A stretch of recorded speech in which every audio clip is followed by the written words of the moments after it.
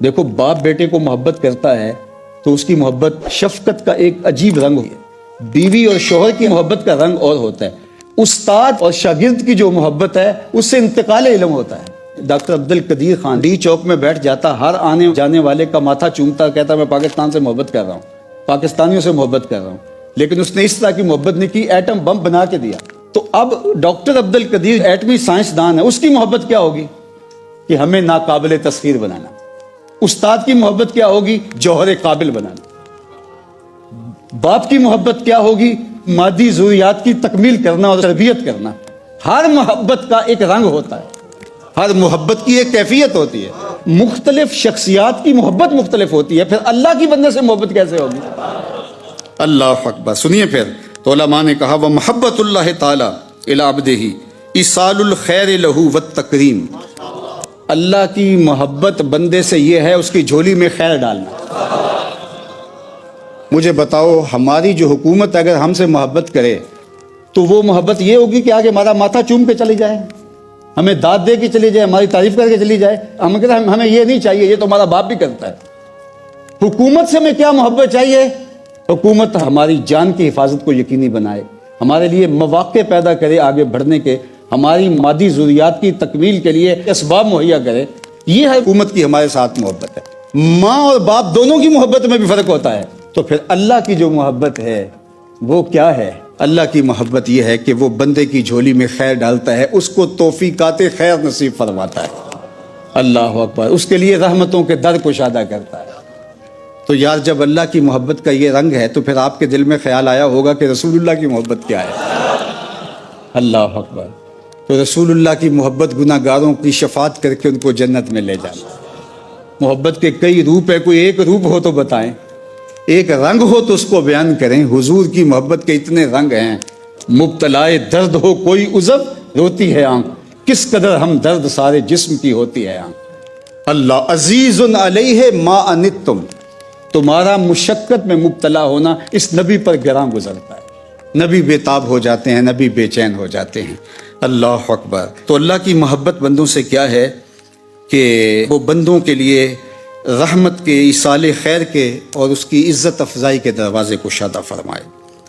تو فرمائے دو کلمے جو ہیں وہ اللہ کو، رحمان کو بہت زیادہ محبوب ہیں، چونکہ تھوڑے عمل پر زیادہ ثواب ہے، تو اس لیے یہاں رحمان لایا گیا کہ دیکھو اتنے عمل سے اتنا بڑا ثواب، کہا یہ رحمان کی ہی شان ہو سکتی ہے۔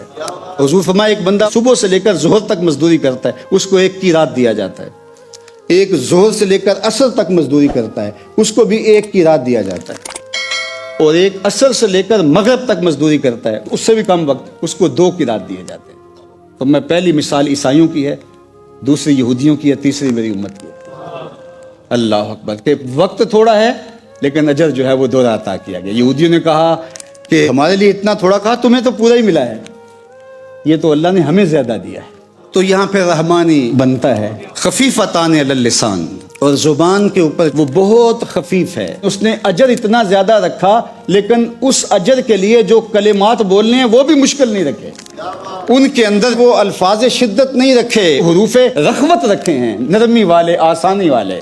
چونکہ زبان ہی نہ تھکے تمہاری، بولتے رہو، اس کی تسبیح پڑھتے رہو۔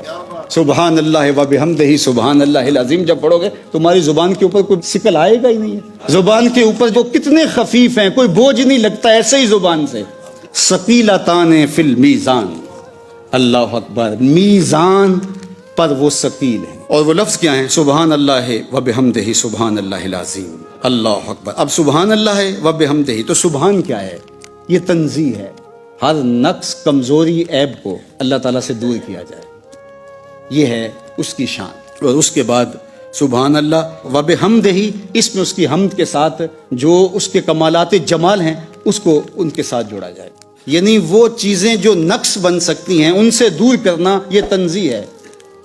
اور پھر یہاں حمد میں انہی چیزوں کو جو چیزیں اللہ کی شان کے لائق ہیں ان کو اللہ کے ساتھ منسوب کرنا، یہ تحمید کا رنگ ہے۔ اور فرشتوں نے بھی کہا تھا نحن نسبح بحمدک، ہم تیری تسبیح، تیری حمد کے ساتھ بولتے ہیں۔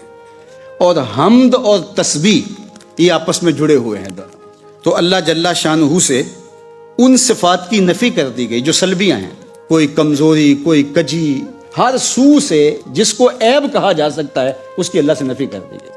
اگر تنزیہ کی گئی ہے سبحان سے تو پھر تحمید کے ساتھ اس کے حسن کو بھی بیان کیا گیا ہے۔ تو اس لیے فرمایا سبحان اللہ و بحمدہ سبحان اللہ العظیم۔ تو یہ وہ کلمات ہیں جن کلمات کی تلاوت کے ساتھ اللہ کی رحمت ہم سب کا مقصود